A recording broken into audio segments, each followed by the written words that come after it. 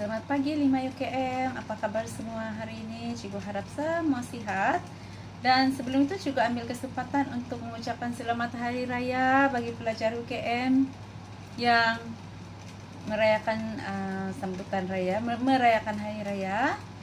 Masih lagi mood raya bahkan. Dan thank you juga kepada pelajar-pelajar kelas ini yang sudah menghantar latihan untuk kelas cikgu kemarin. Dan kalau ada yang belum menghantar, silahkan menghantar, oke?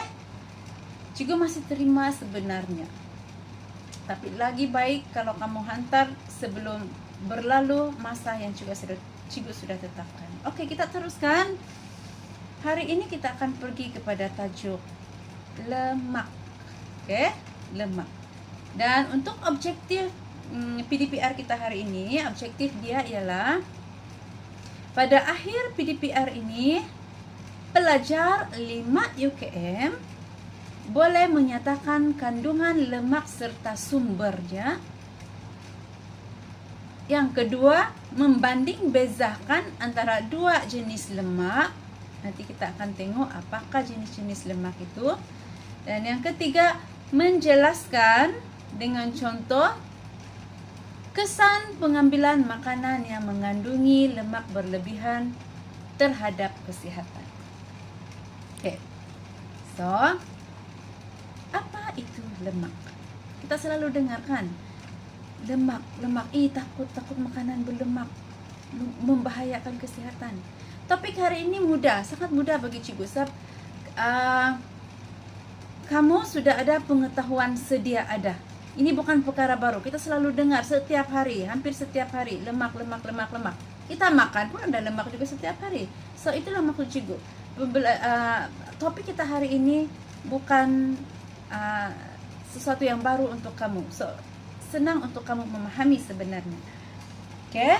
So, lemak sebenarnya adalah sebatian organik. Jadi, sebatian organik maksudnya berasal dari benda hidup. Kan? Sebatian organik yang mengandungi tiga unsur. Yang pertama, unsur karbon, hidrogen, dan juga oksigen. So, tercapai sudah objektif, setengah daripada objektif, yaitu menyatakan kandungan lemak. Lemak mengandungi unsur karbon, hidrogen, dan oksigen. Oke, seterusnya, pentingkah lemak itu untuk manusia? Pentingkah lemak itu kepada kita? Perlukah kita ambil lemak? Okay, sebab macam hari-hari kita akan mendapat isu-isu kesihatan yang berkaitan dengan pengambilan lemak kan. Jadi soalannya ialah, pentingkah lemak itu untuk manusia? Perlukah kita mengambil sumber lemak dalam diet seharian? Perlukah? Oke, jawabannya ialah yes, perlu. Walaupun sebenarnya kita kadang-kadang takut dengan perkataan lemak. Sebab lemak ini macam sinonim dengan penyakit. Kegemukan lah, kolesterol tinggi lah, penyakit jantung lah, dan banyak lagi. Benarkah pendapat itu? Oke, kita kupas topik lemak pada hari ini. Oke. Lemak terdiri daripada dua jenis, yaitu lemak tepu dan lemak tak tepu. Ada dalam gambar ini, ada dalam paparan gambar. Lemak tepu dan lemak tak tepu. Oke. So, mari kita tengok, kita kupas lagi dua jenis lemak ini, lemak tepu dan lemak tak tepu. Oke. Perbezaan lemak tepu dengan lemak tak tepu tadi kan? Lemak tepu, saturated fat in English lah. Kalau lemak tak tepu, unsaturated fat. Okay, apakah perbezaan di antara dua jenis lemak ini? Okay.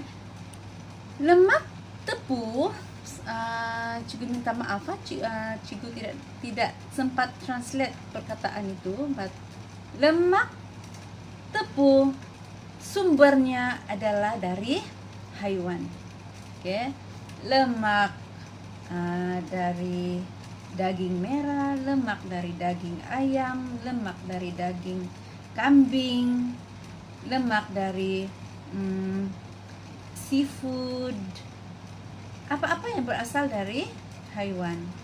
Oke, manakala lemak tak tepu pula sumber dia dari tumbuhan. Oke, minyak kelapa sawit, minyak zaitun, minyak kacang tanah, minyak jagung, avocado, kekacang, apa-apa lemak yang berasal dari tumbuhan adalah merupakan lemak tak tepu. Oke, kita tengok keadaan pada suhu bilik pula. Keadaan pada suhu bilik, lemak tepu berada pada keadaan pepejal. Okey, cuba kamu pegang kamu punya lemak masing-masing. Pepejal kan? Lemak masing-masing di perut. Pegang-pegang perut kamu. Nah, ini pun lemak juga ini. Okey, pepejal kan? Tetapi kalau kita tengok minyak kelapa sawit di dapur kamu itu, pergi dapur masing-masing, tengok minyak kelapa sawit, minyak jagung, minyak zaitun yang digunakan oleh ahli keluarga kamu untuk memasak. Dalam suhu bilik berada dalam keadaan cecair. Oke. Perbezaan yang ketiga ialah minyak tepu dia dapat meningkatkan kolesterol jahat dalam badan. Lemak tak tepu pula meningkatkan kolesterol baik dalam badan. Dari sini, dari perbezaan ini kita boleh dapat kesimpulan yang mana satukah yang baik untuk kesihatan kita. Okey, seterusnya ialah kesan pengambilan makanan yang mengandungi lemak berlebihan terhadap kesihatan. Sebenarnya lemak ini merupakan satu komponen gizi yang seimbang dalam pemakanan kita. Coba kita tengok rujuk food pyramid, piramid makanan. Lemak terdapat dalam piramid makanan. Maksudnya lemak itu perlu kita ambil. Kita tidak boleh skip lemak dalam makanan kita. Sebab lemak ini ada fungsinya yang tersendiri. Okay? Pembentukan sel badan, untuk mensintesis jus empedu di hati, penghasilan hormon seks, penghasilan vitamin D semasa kulit kita terdedah kepada cahaya matahari. Semuanya itu merupakan kepentingan lemak. Kolesterol. Kolesterol ini adalah perkataan yang selalu kita dengar dan dia sinonim dengan penyakit kan, kolesterol ini. Tapi adakah kolesterol ini diperlukan oleh badan manusia? Perlukah badan kita? Kolesterol ini perlukah untuk badan kita? Okey. Sebenarnya kolesterol ini diperlukan dalam badan kita. Dan kalau tidak ada kolesterol, maksudnya badan kita tidak dapat berfungsi dengan baik. Tetapi masalahnya ialah apabila kolesterol itu berlebihan di dalam badan. Apabila kolesterol itu diambil berlebihan di dalam badan, disitulah masalah berlaku. Kita rujuk buku teks. Dalam buku teks ada menyebut ada dua jenis, dalam buku teks sebut masalah yang disebabkan oleh pengambilan kolesterol yang berlebihan dalam badan. Yang pertama ialah batu karang hempedu dan jaundice.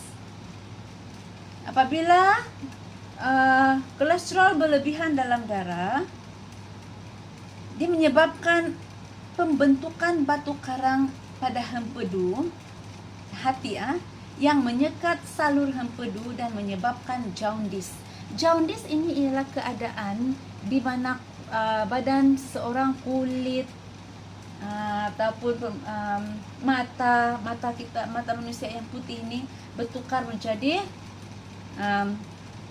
kuning. Bertukar menjadi kuning.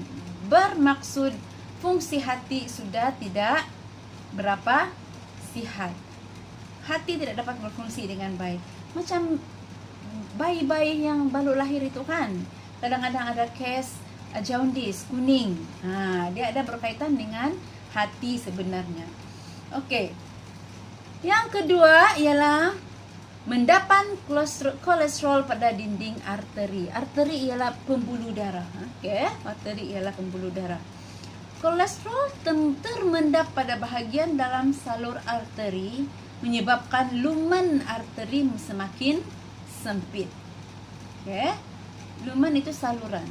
Ini menyekat aliran darah dan keadaan ini dikenali sebagai arteriosklerosis. Sila ingat istilah ini ya, arteriosklerosis. Arteriosklerosis apa tadi itu? Penyempitan pembuluh darah disebabkan oleh pemendapan kolesterol yang berlebihan, kan? Arteriosklerosis ini boleh terjadi di pembuluh darah yang mengalirkan darah ke jantung, otak, kaki, ginjal, ini contoh. Dan apabila arteriosklerosis ini berpotensi sangat tinggi untuk mendapat penyakit seperti stroke dan serangan jantung.